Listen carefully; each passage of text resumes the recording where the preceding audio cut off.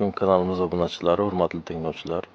Bugun biz navbatdagi videoyo'riqnomani aynan bola nafaqasi va moddiy yordam tayinlash uchun demak ariza qilish tartibini ko'rib chiqamiz. Bunda biz o'sha odatdagidek MyGo'z ilovasi orqali tizimga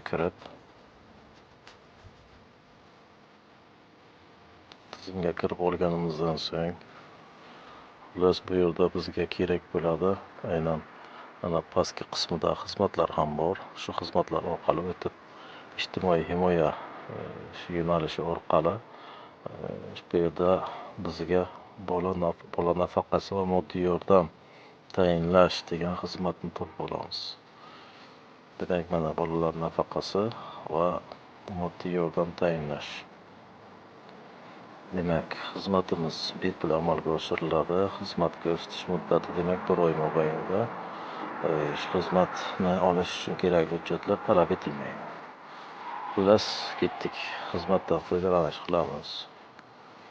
Bu yerda demak bizga chiqargan oynada arizachi haqida ma'lumotlarni aks ettirishimiz kerak bo'ladi. Buning uchun biz doimiy yashash hududimiz, ya'ni kim yashash viloyatimizni, tumanimizni hamda doimiy yashash manzilini tanlashimiz kerak bo'ladi. Demak, doimiy yashash manzilini yozishda esa biz bu yerda hozirda yashayotgan uy manzilimiz va raqamni ko'rsatishimiz kerak bo'ladi.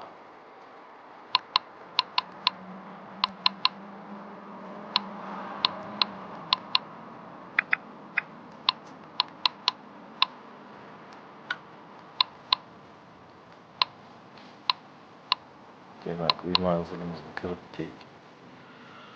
Shundan so'ng telefon raqamimiz avtomatik aks etgan. Elektron pochtamiz bo'lsa, elektron pochtamizni kiritib qo'ysak ham bo'ladi. Bo'lmasa, shunda shu holatda davom etsak ham bo'ladi. Demak, keyingi tugmani bosganimizdan so'ng, demak, bu yerda oilaviy byudjet haqida ma'lumot aks ettirilgan. Bu yerda demak, arizachi va uning oila a'zolari nomiga rasmiylashtirilgan yoki rasmiylashtirilmagan, biroq oilaning foydalanuvida bo'lgan avtotransport vositalari haqida ma'lumotni kiritish nazarda tutilgan. Agar shu oila a'zolaringizdan birining nomida yengil avtomashina yoki avtomashina bo'ladigan bo'lsa, bu yerda qo'shib olishingiz kerak bo'ladi. Agar mavjud bo'lmagan bo'lsa, bu ustunni bo'sh qo'yib o'tasiz. Undan so'ng bizga demak xonadonimizda mavjud hayvonlari to'g'risidagi ma'lumotlarni to'ldirishimiz talab qilinadi. Bu yerda demak buqa va sigirlar soni mavjud bo'lsa, ish bo'lmagan taqdirda ustunlar bo'sh qo'yiladi. Davom etamiz. Demak, xo'jalikda deylik katta yoshdagi parrandalar bo'ladigan bo'lsa, yosh parrandalar va katta yoshdagi demak yosh parrandalar yo'q. Demak, bundan so'ng demak tegishli oynalardagi ustunlarni to'ldirib bo'lganimizdan so'ng keyingi tugmasini bosamiz. Va 3-qadamda bizda oila a'zolarini jadvali ko'rinyapti. Bu yerda demak oila a'zolariga tegishli bo'lgan xonadon a'zolari hammasi aks etadi.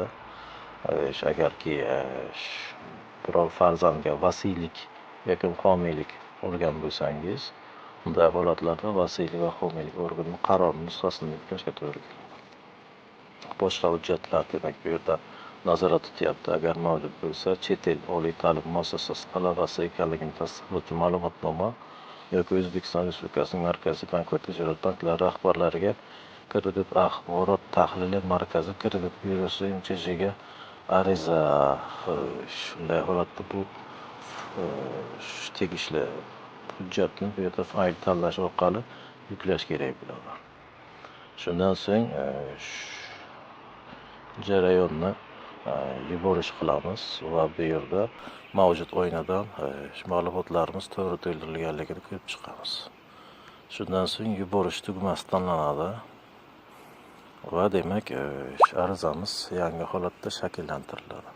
Shu o'rinda bizga demak xabarnoma jo'natiladi. Aynan arizamiz shakllantirilganligi yuzasidan endi telefon raqamimiz aks etganligi sababli bizga kelgusida 1 oy muddatda ko'rib chiqilgandan so'ng shu bolalar nafaqasi yoki moddiy yordam tayinlanishi yoki tayinlanishi rad etilishi to'g'risida tegishli javob keladi.